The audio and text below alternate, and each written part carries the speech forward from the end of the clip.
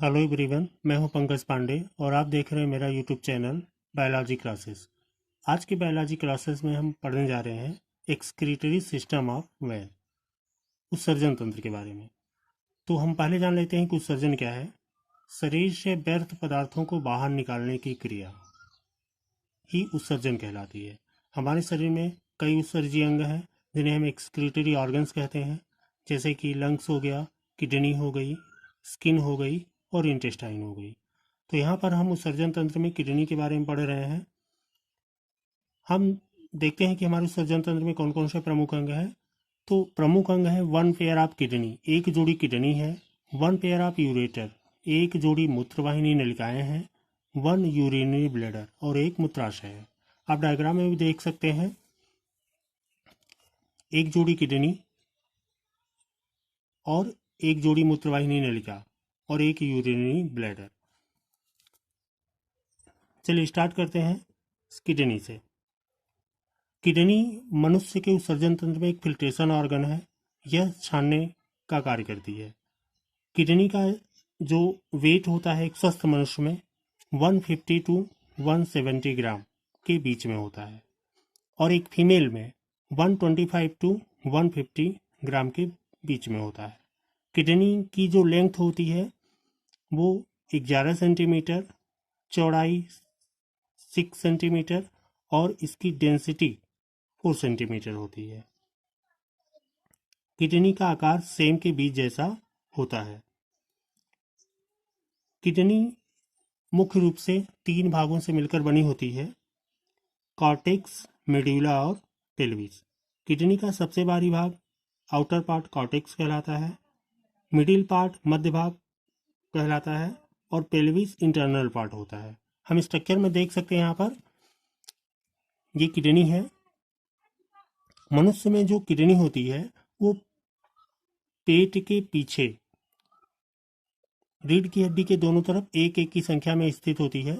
Kidney की चारों तरफ एक झिल्ली का आवरण पाया जाता है जिसे हम पेरिटोनियम मेम्ब्रेन कहते हैं। किडनी के अग्रभाग पर एक ग्रंथि पाई जाती है जिसे इंडोक्राइन ग्लैंड कहते हैं और उस ग्रंथि का नाम है एड्रीनल ग्रंथि। इससे एक प्रकार का इमरजेंसी हार्मोन स्रावित होता है।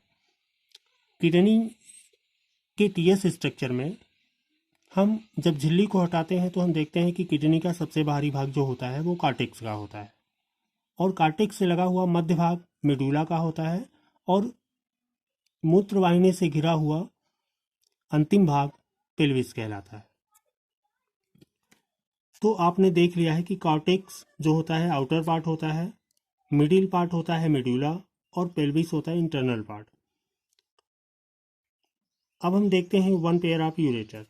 तो प्रत्येक किडनी से एक नलिका निकलती है, दोनों किडनियों से एक एक नलिका निकलकर मूत्राशय में आकर यानी यूरिनरी ब्लैडर में आकर खुलती हैं।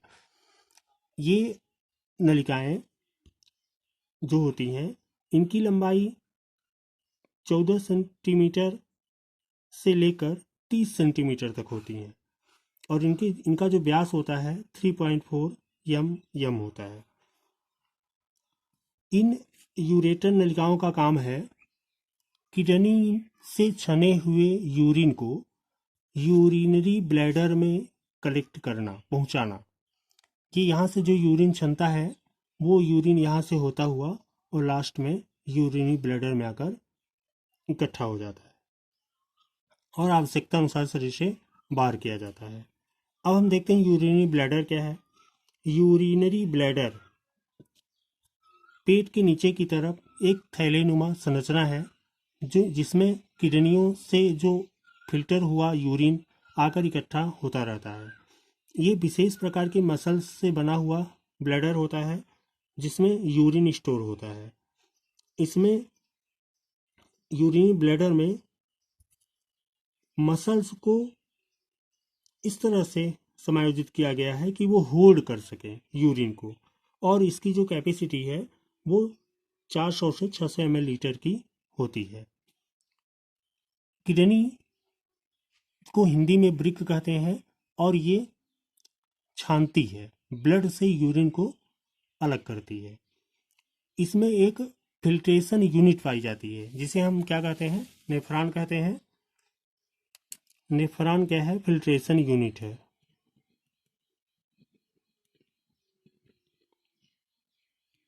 Unit of kidney. ये नेफ्रॉन की संख्या अरबों में होती है और यही जो है छानने का कार्य करते हैं।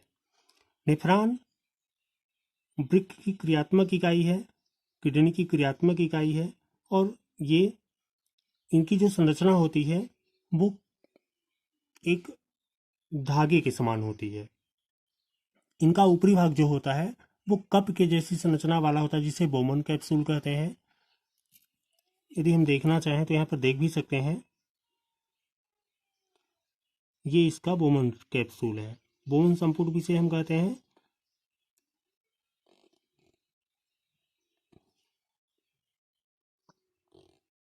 ये